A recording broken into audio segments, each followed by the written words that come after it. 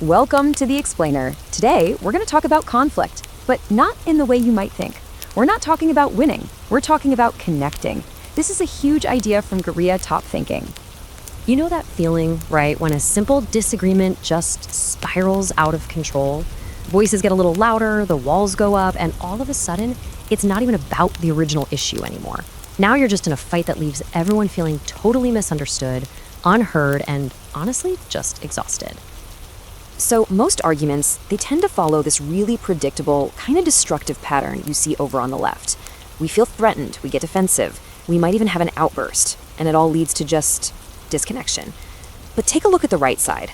There is a different way, a constructive path, and it's built on one powerful foundational skill, emotional intelligence. And this is where we get to the first and maybe the most important rule of all this.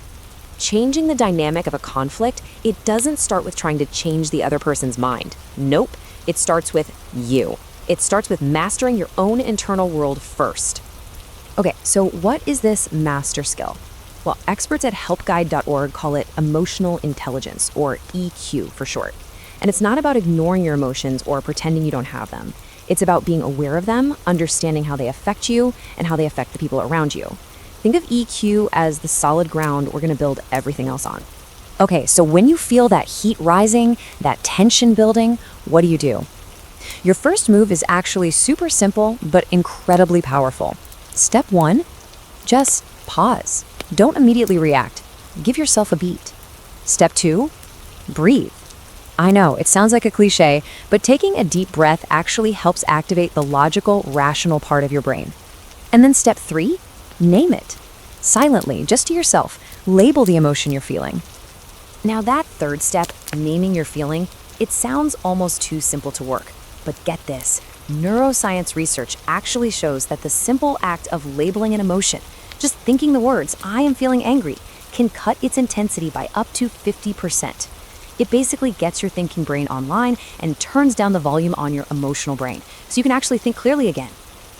Look, mastering yourself isn't some magic trick you do once. It's all about building new habits, right? It's about knowing what your personal triggers are, what really pushes your buttons. It's about practicing that pause, reining in those impulsive reactions. These are the real signs of high emotional intelligence in action. All right, so once you start getting a handle on your own emotional state, you're ready for the next level. You've created enough internal stability to start building a bridge over to their side. It's all about shifting your focus from your own internal storm to trying to understand the weather on their side of the street. This slide is huge because it shows a really critical distinction, something Psychology Today talks about. Most of us walk into a conflict ready for a debate. Our goal is to win, to prove our point.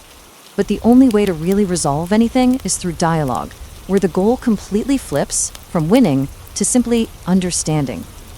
So what's the engine that drives the shift from debate to dialogue? It's empathy. It's the ability to genuinely try to see the world from their point of view. And research backs this up. Empathy is a powerful tool that helps us break through our own biases and self-centeredness, which, let's be honest, is often what's fueling the fire.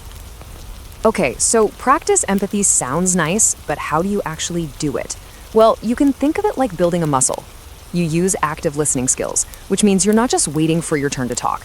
You ask open-ended questions because you're genuinely curious, and you really try to understand why they feel the way they do. And this right here is a total game changer, a technique from the Ahead App blog. A simple validation statement like, I can see why you would feel that way. Now, this doesn't mean you agree with them. Let me say that again. It does not mean you agree. It just means you're acknowledging that from their perspective, their feelings make sense. This one little move can instantly lower their defenses and make them way more open to hearing you. Okay, so let's recap where we are. We've managed ourselves. We've built that bridge of empathy. Now that we have that foundation, we can bring in the actual communication tools that will change everything about the conversation. All right, check this out. This slide shows probably the single most powerful shift you can make in how you talk.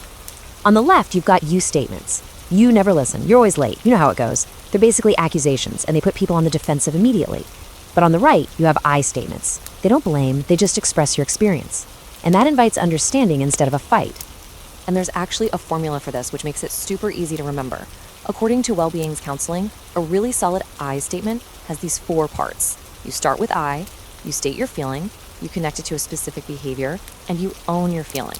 So instead of you're being so disrespectful, it becomes, I feel hurt when I'm interrupted. See the difference? You're talking about your reality, not attacking theirs.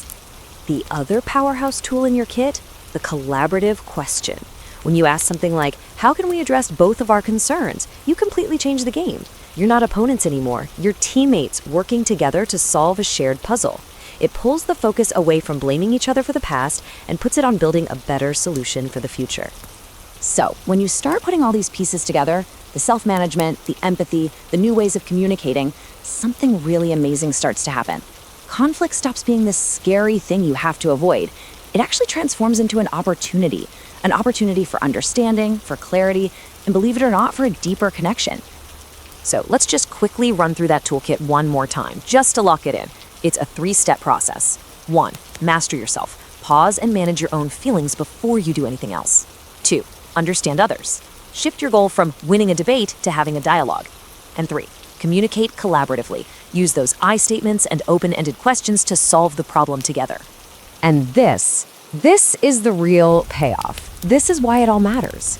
When you start handling disagreements this way, you're not just preventing damage to the relationship, you're actually building something stronger. Every single conflict you navigate successfully becomes another brick in the foundation of trust. It turns what could have been a crack into a source of real strength. So I'll leave you with this question. Thank you for joining this explainer. The next time you feel that argument bubbling up, just ask yourself, what if this isn't a battle to be won? What if this is my best opportunity to connect? Practice these skills and you won't just handle conflict anymore. You'll master it.